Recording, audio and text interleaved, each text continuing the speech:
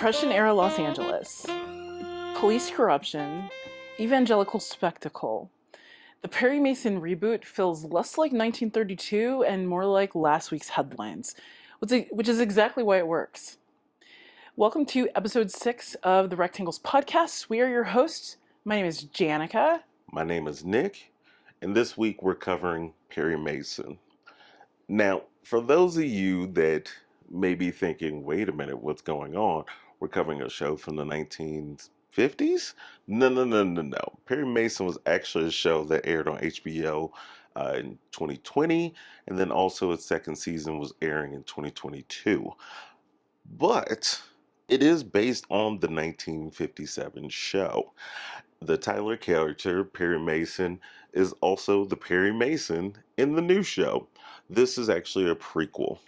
Now, for those of you who may be wondering overall, who's Perry Mason? What is Perry Mason? Perry Mason, like I've already said before, is a 1957 show, ran to 1966, starring the Tyler character, Perry Mason, who's an attorney, played by the wonderful actor Raymond Burr, who's also won some Emmys for the same role, essentially was at the time considered the best depiction of an attorney on TV since, well, the inception of TV at this time. So, Perry Mason, one of the greatest attorneys ever to grace the screen, famously may have lost 2 cases early in his career, but at least on screen, never lost. The new show, though, however, is not an attorney at all. Perry Mason originally actually starts off as a private detective, a war veteran that's dealing with his own bouts and things such as PTSD, alcoholism, estrangement from his family. And overall, he's kind of rough around the edges. Not kind of the smooth character that maybe your grandmother may be used to. And that's kind of why this show works. Mm-hmm. Perry is a lot more to me a grounded character than the original version of this character from the 1950s. I would dare say that, funny enough, how the old show's in black and white, and the new show is obviously in 4K in color, it kind of shows in the depth of the characters. As we see Perry try to stumble his way through life, trying to figure out what he's going to do while being a private detective, working for the attorney E.B., played by the fantastic, as always, John Lithgow. Um, it's actually kind of shown that the character we see in the original Perry Mason show is far from the guy we see in the new version. Now, one thing I've always kind of to feel a little weird about is a well-established character getting more expanded, especially a character that was originally made for an audience in 1950. The same 1950 where we really couldn't show much characters of color on TV. Women didn't have much speaking roles outside of servantry in some case, like Della, who originally is the secretary in the original series, is a little bit more forthcoming in the new series. So it is kind of interesting to see how the old school way of filmmaking, not only the way it's shot as a case by case, in case of the week style structure to something's the overall growing structure of a storyline and narrative being ever flowing from season to season. It's very interesting to also see that we're able to tackle such things that you wouldn't be able to tackle in 1950s CBS on today's modern HBO. And so, with that being said, do you have any background on exactly like how this came about? Yeah, I mean, just a little bit up on the showrunners, who are Ron Fitzgerald and Roland Jones. Jones was a Yale playwright. Also co-created the series pilot for Friday Night Lights, the show Boardwalk Empire. Fitzgerald worked on Weeds and Westworld, and they made their pitch of Perry Mason being less of a case of the week and more of a slow burn character study. Mm-hmm. And Michael Rhys, who plays Mason, also worked with the creators before on The Americans. So, Great show. there's a lot of twists and turns there with the people being kind of related in a sense. And then just, when you bring in the Robert Downey Jr. angle, HBO almost didn't greenlight the show unless Robert Downey Jr. was attached, and he was actually first cast as Mason, but then he ended up stepping back to executive produce. And that was going through his production company, correct? If I'm not mistaken. This was like the first show that they did with their partnership, because they do also have another show called The Sympathizer, which was a great show as Mm. well. That I remember Robert actually shows up in that show versus this one. Right. Yeah, because uh, we don't see him at all in this one. yeah, we don't see him at all in this one. So it's funny how you went from being the we wouldn't do it without him to they did the whole entire show without him. Yeah. And honestly, I think that although I love Robert, this would have been a different character with him playing it. Hmm. I think just not even Yeah. the fact of like, not that him and Matthew Rhys, he couldn't give the same performance, but I think Robert Downey's intensity is a little different Yeah. energy than Matthew Rhys. But I think the chemistry of the characters, Hmm. I don't know. I mean, because we only know this show with these actors, this is all we know, but I feel like their on-screen chemistry was great as far as Yeah, the people that he's working with closely in the yeah, office, and yeah, like his detective, and in his office, and then his secretaries, and I don't know, I feel like it really worked. And I just want to say, so let's back up a little bit, and this wasn't like part of our kind of outline of what we were going to talk about, but hmm, just thinking about it right now. So when we hmm, started watching the show, I feel like,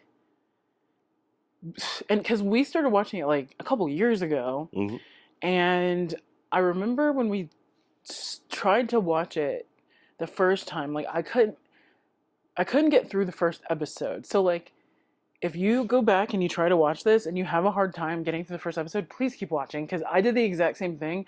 And I think my main reason for having a hard time getting through that first episode, it's super dark. Like the way they shot it, for some hmm, reason, and I feel like that theme kind of, hmm. I don't know, it's kind of Mm, through the entire first season. yes.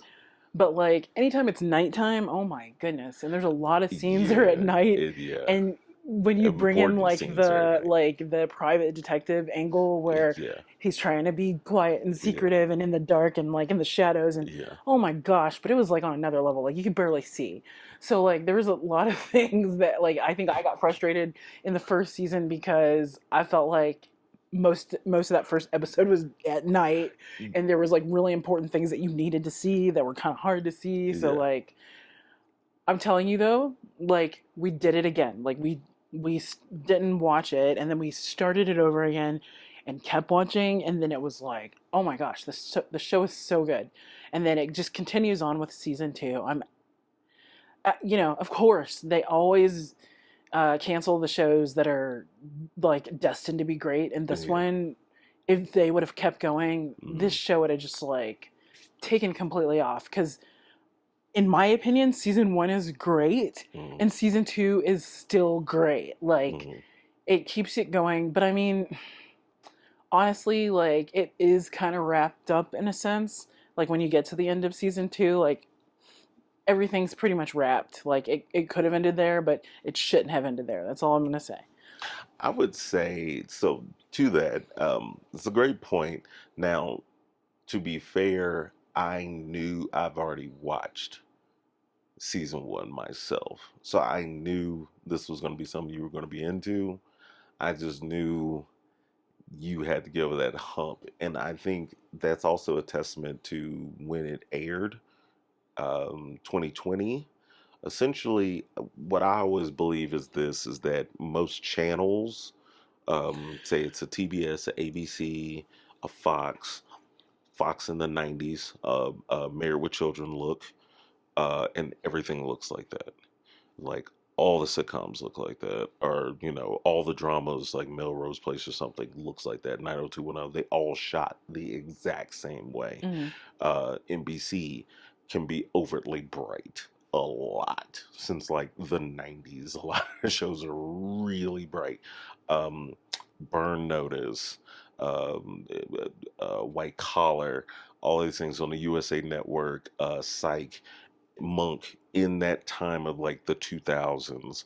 I have kind of a weird sepia tone ish thing. So I think it's like a language of the channel Mm. that even though they have a lot of things that may be shot with totally different groups of folks, they're looking for a look. And unfortunately, I think Perry Mason falls within the last season of Game of Thrones of being way too dark. So that also is, I think, also a testament to also go to of like, yeah, that was probably what they were thinking. Mm. And I think if HBO wasn't in this super dark, moody era of say, I think it was like the shows like The Deuce, Game of Thrones is wrapping up. Westworld could be darkened sometimes in places, which was also still airing around that time.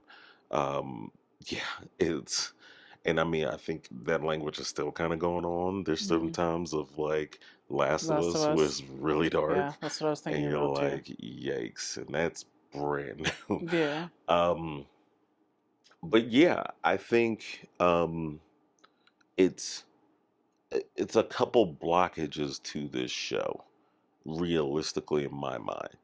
One, if you're very familiar with Perry Mason, you are going to think this is like a 4K version Hmm. of Perry Mason. And I can see how that could turn you off. I watched a lot of Perry Mason with my grandmother and my mom's mom. She loved her some Perry Mason. My dad's mom loved some Perry Mason. I think it was kind of during the time of where one Perry Mason was airing when there was three channels. Hmm. So you were gonna probably watch Perry Mason, uh, and you were gonna probably run that up with like I Love Lucy or something. Um, and to be honest, I wouldn't even be that much aware. Maybe the Honeymooners or something was on the other channel. Like it wasn't much competition, so I kind of get that. You could do whatever you wanted. Given Raymond Burr also, like when they say tall, dark, and handsome guy, pretty much fit that bill. Pretty tall guy, especially at the time in that era of movies. He had a very distinct look. So I think also probably everybody's grandma watched for that reason. But kind of like they were into Rock Hudson. We'll talk a little bit more on that subject a little later too. But I think yeah, the it's wildly different, even though it's the same IP, and you may be heavily associated with a totally different type of show. It's on HBO, so then you're like, what's going on here? Because if you know about Perry Mason, you're gonna be like, why isn't this on regular TV? And then two, with that, that comes with violence, nudity, things that were definitely not in the original series. So to get anybody who was like remotely interested, like say our parents, to watch it, they're coming in really heavily since they were kids in Hmm. when it was in syndication or when it was airing its last couple seasons. Because to my mom, she would be six and probably would vaguely remember watching Perry Mason new episodes on TV when it ended. Let alone my dad was, what, about 8 at the time, and he definitely told me they were watching Perry Mason when they were kids because he was like the man at the time on TV. Um, I could see also too watching this show, it would be like, whoa, this is not what I signed up for. So yeah, I think not only that, the lighting, it's already its legacy in TV, them trying to do something completely different. Matthew Rhys not really vaguely kind of being a Raymond Burr. Um, But I think for the millennial set, that we're so far removed from that show that we could not have heavily distinguished. We could heavily distinguish from the original show and accept as something new, but also have that like in between of where we're like, yeah, I remember the regular show. I like this new show. I like the HBO and the freedom for them to explore all these ideas and these new things. Mm. We kind of appreciate it. I feel like when I was telling some people that we're going to cover this show, depending on their generation they belong to, those millennials or like boomers, it was like, oh man, okay, cool. Y'all are covering the old show. No, it's the new show. Or Mm. what's Perry Mason? Isn't that grandma? That's like a grandma show. Or like, uh, nobody heard about this show. And as usual on this channel, I feel like we mainly cover things you guys aren't watching, Mm. and you should be watching. Should be. And this show definitely should have not only been watched, probably should have been nominated for some things. Yeah. Great cast, great acting, great writing, and honestly, in my opinion, even though season 2 was a wrap, I think I could have took 2 more seasons of it Oh, it and definitely been should have kept satisfied. going. I've been It satisfied, definitely should have kept going. and I think I would have loved it. And we talked about this before we started shooting. That I would have liked to have 2 more seasons and then had it end like the old show begins. And that's like the cleanest way you can ever do a prequel is you meet it right there at the end of the beginning. Mm. And so with that, great things can come out of it. You know, I think just in general, prequels have a job to expand universes, Hmm. but then they also have a job to never break the lore, because then I feel like you get in the territory of a reboot. And if I'm not mistaken, I think the creators were really going for a prequel Hmm. more than erasing anything. But that also brings in a question.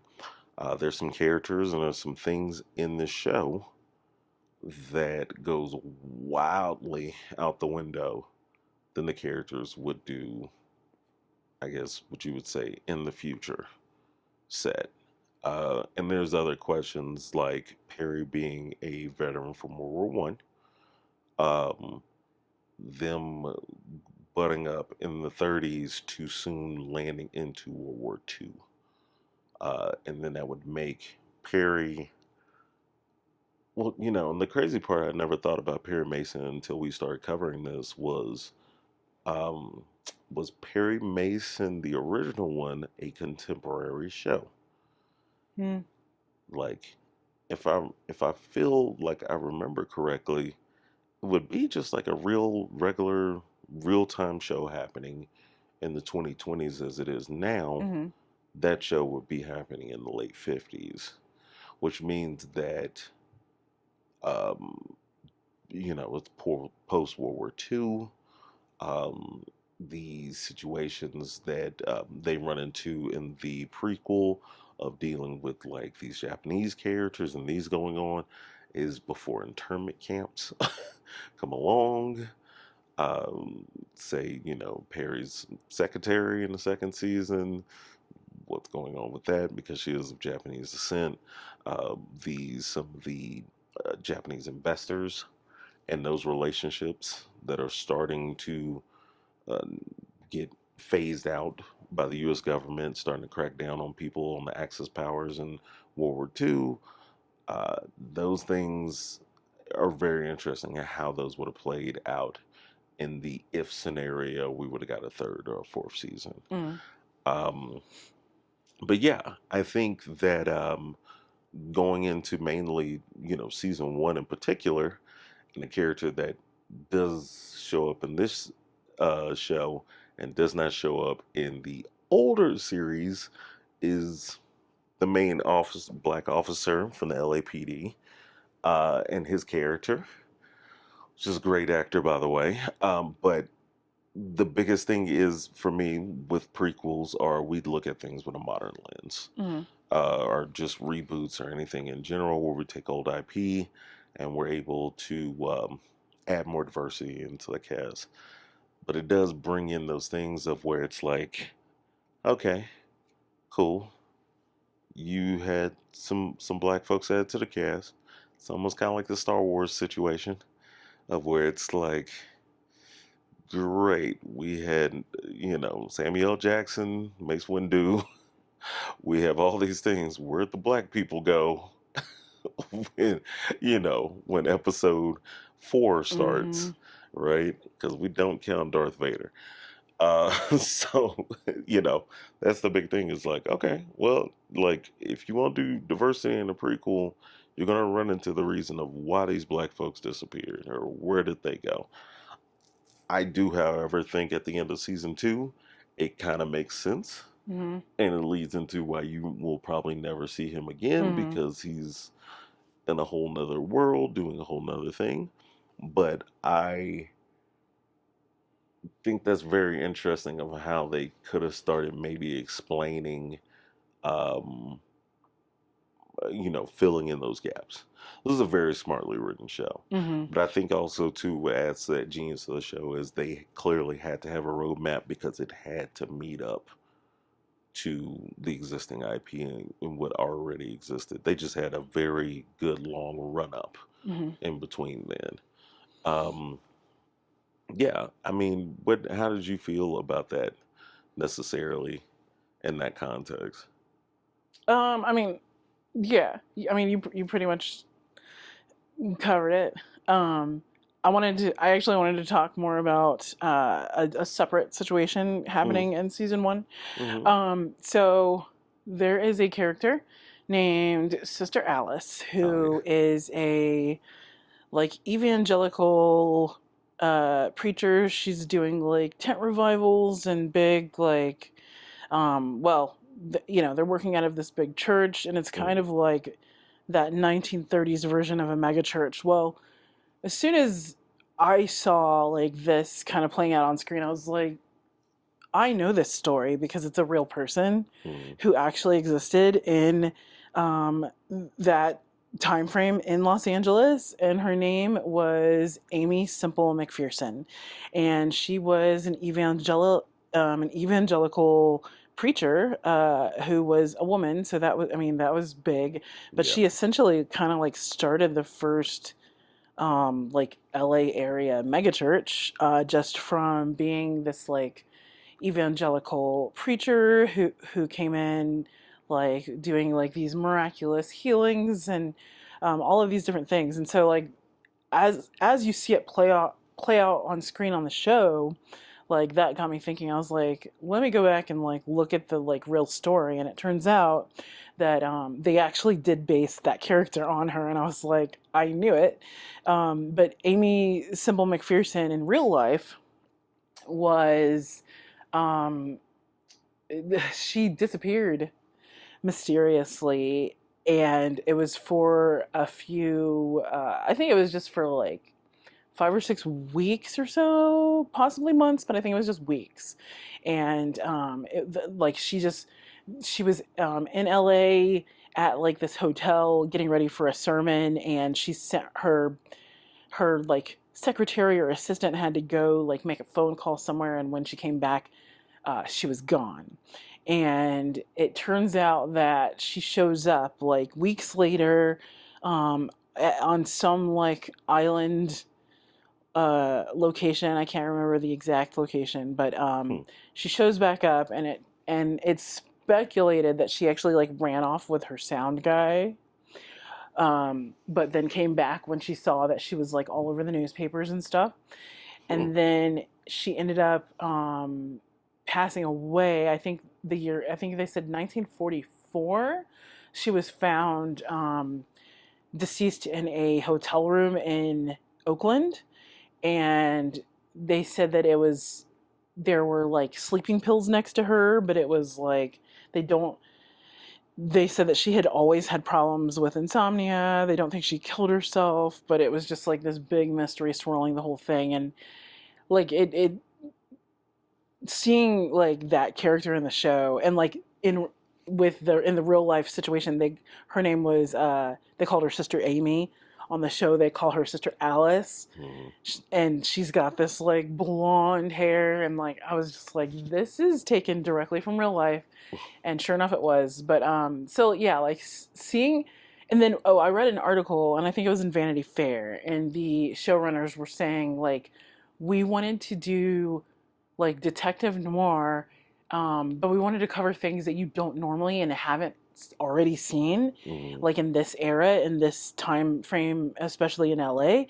And I was like, that was, for them to take this route, that was brilliant, Yeah. because this really did happen in LA, and it would have been like a big, like, a big thing. And so I just thought that was really cool. Yeah, I think it was really cool because, and I was thinking about that too because, one of my favorite video games is LA Noir. Hmm. And LA Noir does cover a lot of like real cases from Los Angeles, Hmm. really in the 50s, like Black Dahlia, all of those things. But I like that they stayed true. They didn't cheat. Hmm. They actually grabbed something from 1930s Hmm. LA, which, I mean, LA is a wild town always, and has a crazy history of cults, serial killers, murderers, just everything, right? Starlets getting killed in their own homes or in parties, crazy cultists, and that's not just one particular situation. It's not happened. It's happened multiple times before, Hmm. and just Hollywood has just crazy stories and a crazy history. But the fact that they kind of tying that in with the character Paul Drake, which is the black LA police officer, that was also pulled out of real things that happened with the LAPD Hmm.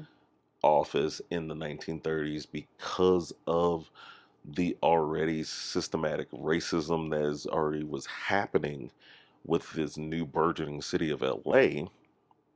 uh, there was already kind of like, well, we need to start having the officers patrol their own neighborhoods Hmm. because maybe the white officers didn't want to patrol those neighborhoods. Also, it was just an interest to have black communities to have an officer that looked like them and knew them in their own neighborhoods. Hmm. It was just very interesting of having that play in, which was a big thing in the 30s at the time, especially pre-World War II. Of course, during World War II, majority of a lot of officers from a lot of neighborhoods ended up being drafted into the military and dying in combat, or you know other various things happening to them. I mean, some guys decide to stay in France, a whole bunch of other things. But it's just very interesting to see how they tackled a bunch of things, and they definitely did their homework, not only on clothing, architecture. Um, it's 1930s. There's a lot of smoking in it. It's Mad Men level of smoking, Hmm. uh, and just overall, just the feel, the cars. Um, yeah, not only these cases, seeing the tram trolley, Hmm. that is kind of the biggest. It's almost a character in itself, to be honest. In the first couple episodes, just because that is where the main murder happens, and that's an actual shot for shot. They recreated. They spent a lot of money recreating that tram trolley that does not exist now, from where it is in LA. Because it was a big streetcar system for most cities in America in the 1930s, pre World War II. I would say the craziest thing, though, about this show is not only the research, of course, the care and time taken into it, but then I would also say the attention to detail just from the acting, like from the selection of actors they got. One Hmm. of the things that stands out to me about this is the cast. Of course, famously, like you already said, Robert Downey Jr. was supposed to be the titular character, but Matthew Rhys does a fantastic job. John Lithgow does a fantastic job. Chris Chalk, who's the black officer, he's he's great. Um, and then also too Tatiana Maslany, who plays Sister Alice, Mm-hmm. just fantastic, fantastic. Like, and then also of course into season two, Mm-hmm. you know, great casting. It's like uh, cast can do a lot for a show, Mm-hmm. and I'm kind of glad they didn't play it cheap because I feel like, to be honest, this feels like a show, high prestige. Robert Downey's producing this. They could have got probably almost anybody they wanted to for Mm-hmm. the show, but they made great casting choices for this. Um, got some people, Robert Patrick. I mean, it's the T 1000. Um, like that's wild. And then just yeah, like I can't believe like it made the show. Everybody felt real. Daria from Detroit. Mm-hmm. It's kind of in a smallish role, but she still delivers. Like it's wild that they were able to put all these folks together, Mm-hmm. which I feel like in this now, even just being a couple years removed, they may not be able to afford the folks that they put together in this Right. cast. Chris Chalk is in the new Superman. Like he's now a superhero. Did not know that. Yeah, Daria, of course, has her own Mm-hmm. show with her name in it that she Yeah. was working on. Yeah, it'd probably be hard to get all these folks back in the same room now. And of course, Stephen Root, too, as well. Always great. Um, but yeah, with that, with season one, of course, because we're not going to directly spoil anything, of course, there is a murder. There is a case that needs to be solved. Like I said, Perry's not a lawyer, but he will become one. And it's kind of interesting. I love how he became a lawyer Mm-hmm. because it kind of is just like putting extra seasoning on him being kind of a dirtbag. But I love it because you will start seeing this morality shift. And I think that was probably the biggest thing I think they were going for is a I feel like it's almost like a reverse Breaking Bad, Mm-hmm. that you're not necessarily taking a bad guy, Mm-hmm. but you're taking somebody who's like really morally dark gray. And you're going to, like, after all these situations that happen to him, I feel like he becomes less hardened, more caring, Mm-hmm. more fighting for justice Mm-hmm.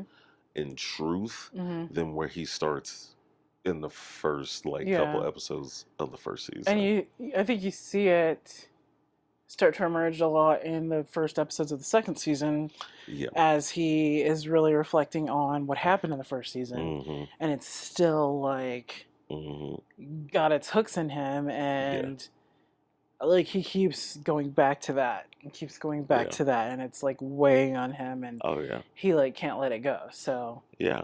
And I think with season two, which is great, just rolling into season two, is that they roll directly into season mm-hmm. two. The conversation we were having before we started rolling, I loved how they played this because it made the characters feel more real because they were still feeling the effects of season one. Mm-hmm. Whereas in most shows, Yeah, they well, just move on. yeah, whether They it's just move on. comedies, even Game of Thrones, Yeah. where it's a big narrative set, you're not gonna get too many callbacks. Yeah. We're more like, I feel like the narrative's always more forward Uh-huh. facing, whereas like, Like yeah, because like in stuff like that, like maybe like Game of Thrones, if there is a callback, it's to mhm, introduce something new that you didn't know that happened right, when that happened, and like right. it's not necessarily just to. It's not necessarily to what is happening. Our coworker is trying to Thank you. That get was down. amazing. You're welcome. For those who are listening, um, Thor. Our dog, and you should be watching the visual as well, just climbed down and used us just like furniture. So, whatever he's doing, I guess he's filming his own podcast right now. He need to get a better angle.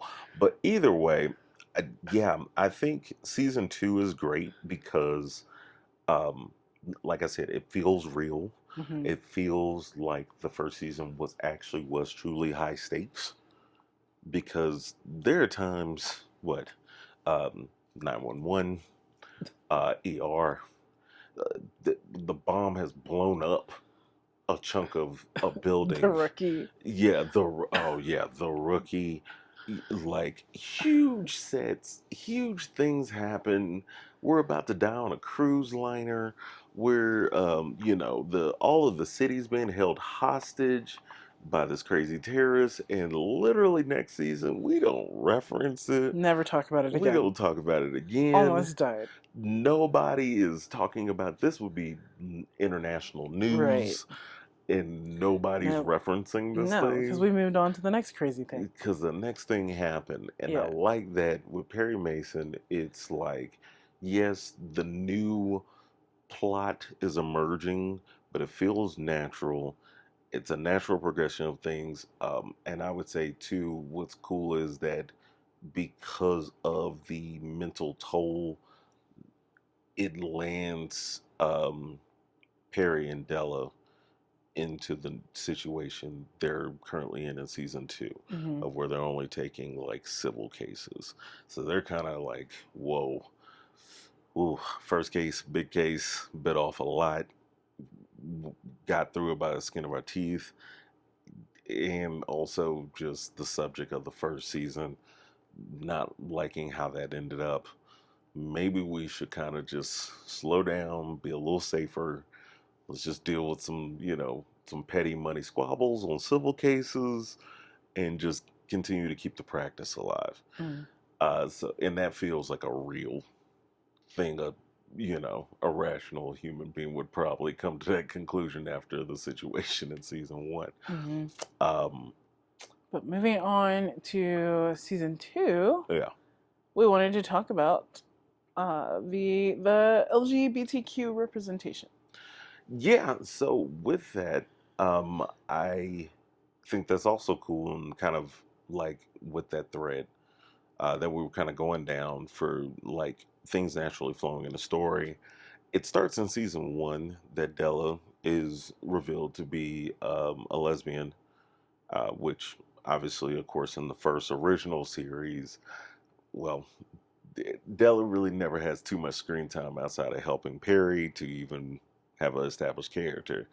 So I think that's kind of interesting already in itself that honestly, Della could have been a lesbian this whole entire time. Hmm. She flirts with Perry, but they don't really go much beyond that.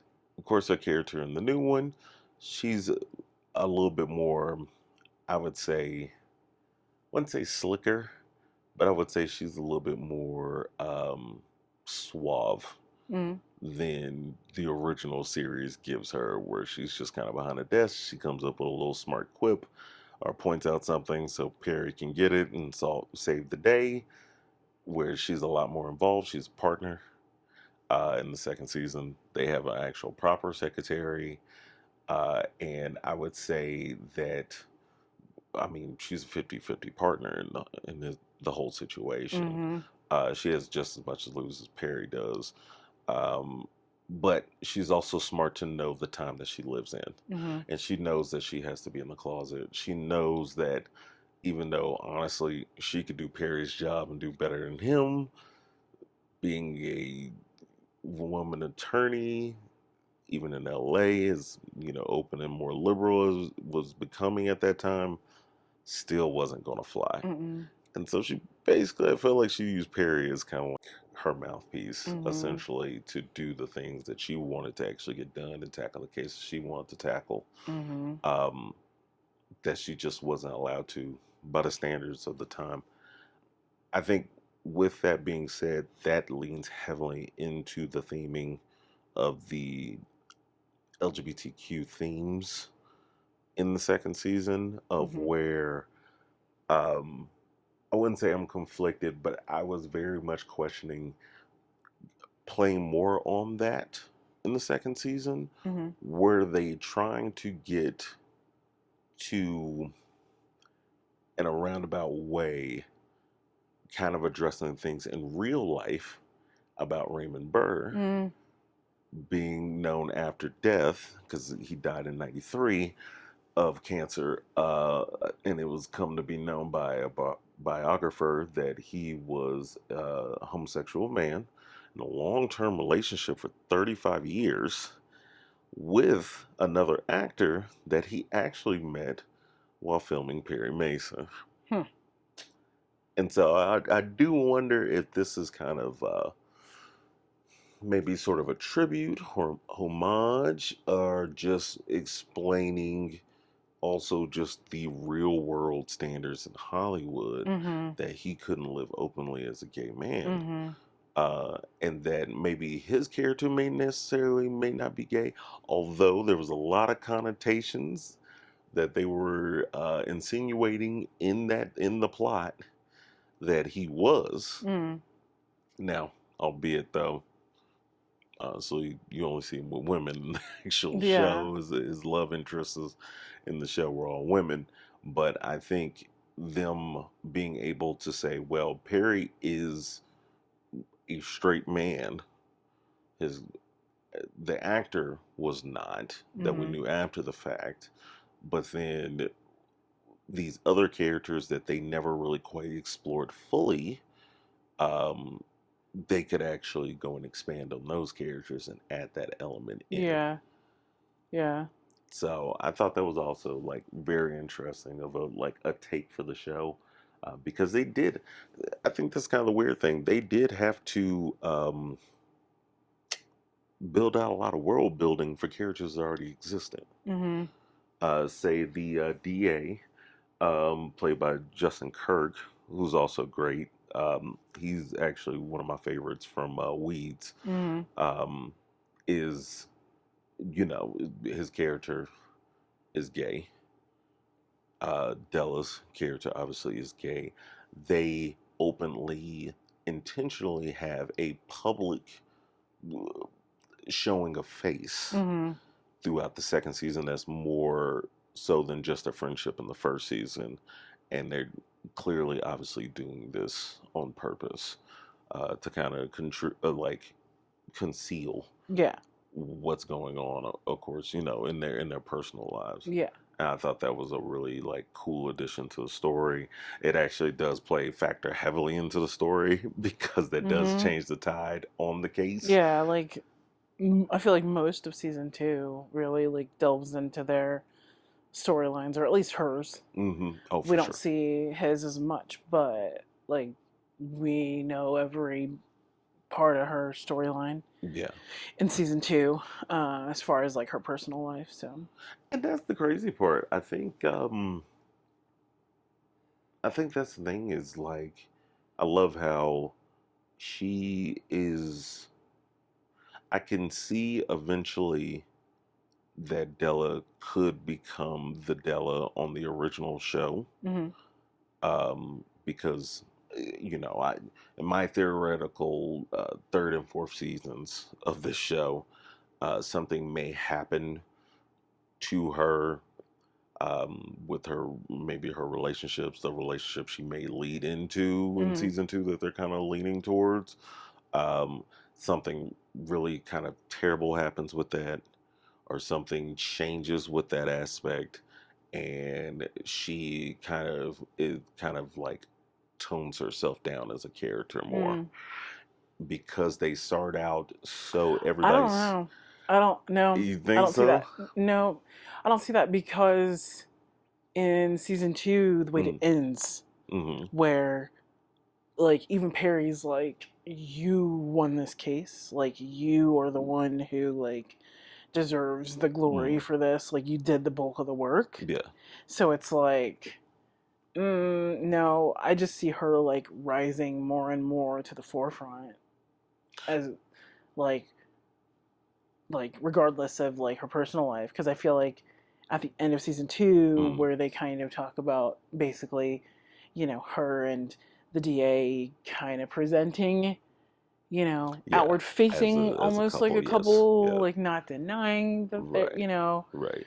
I feel like that's intentional to set her up to like keep going Hmm. as like such a like major player, like from what she does in season two. I mean, what she does in season one, but especially what she does in season two, and like all that she finds out, and then all that, like even the relationships that she makes with like very key, like high profile people. Hmm.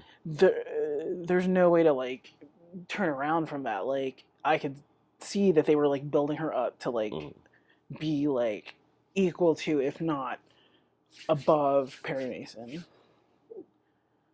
I can see that, but that would completely change the show. Yeah, and not to say that she would like take the lead. Mm. However, she was doing a lot of the Oh yeah, footwork. but I think everybody was going to eventually fall into their places to Yeah, align.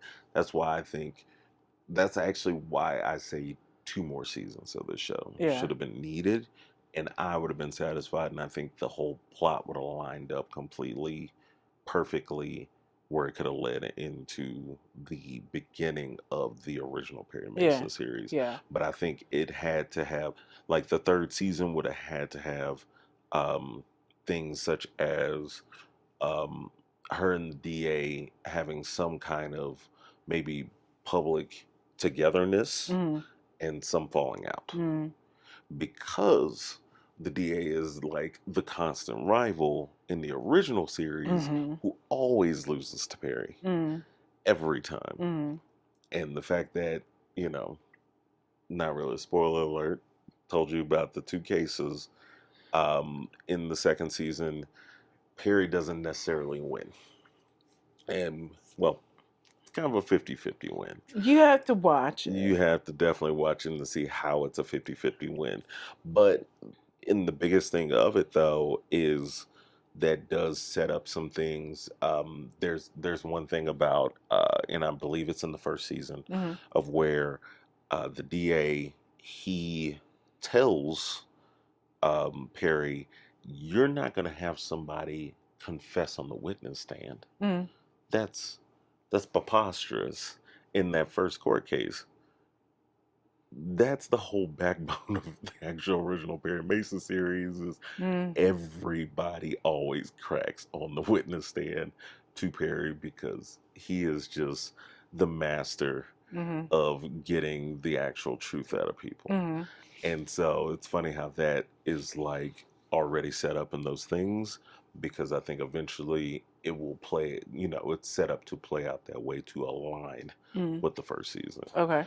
And so I think everything has to start out so wild and so crazy because then it allows the writers so much work and meat they can work with to get it to the actual set foundation that's the original series. Mm-hmm. So I could see, yeah, Della would probably become huge, something would happen, and that would probably be like the whole thing of um, season three and possibly season four to get them there. Mm-hmm. Um, with that being said, I guess the other biggest thing is just like tackling the subject of like reboots Mm-hmm. and like revivals, even like King of the Hill, continuations, however they want to name it. Basically, taking an existing IP that has stopped at some point in time and then restarting it again at whatever point in time in a set timeline. Mm-hmm. Like, I think this is great. I think it had a lot of potential. I honestly wouldn't mind if HBO just changes their mind and we could try to run it back if everybody's available. Or, They're who probably not can't going to be do that, but available. Probably I not. think the pandemic may have like hindered the Yeah, show being what it could have been. yeah. Um, I mean, I think that was part of it. I think part of it was that it was Perry Mason, and people thought of like they were like, that old show, like. Hmm. But I'm telling you, I kind of felt the same way. I was not interested in watching this. I had no intention of watching it. I was not interested in it. And then even after watching that first episode, I was like, ugh, this confirmed my not wanting to watchness of this show. But then I don't even know what happened, but I kept watching, and I was like, oh, oh, oh, and it just kept getting better. And then I was like really into it by the mid to end of the first season, and the second season was still really great. And then when we find out that they canceled it, it was just like wah wah wah. Yeah, yeah, it was not great. Um, I think I think it's a hard job to write in a box, and what I mean by that, uh, Yeah, I mean they already had these parameters from the yeah, existing show, you have like they had to yeah, stay you within have these. rules. Yeah. Because not to mention the show, even the original show was based on a series of books. Hmm.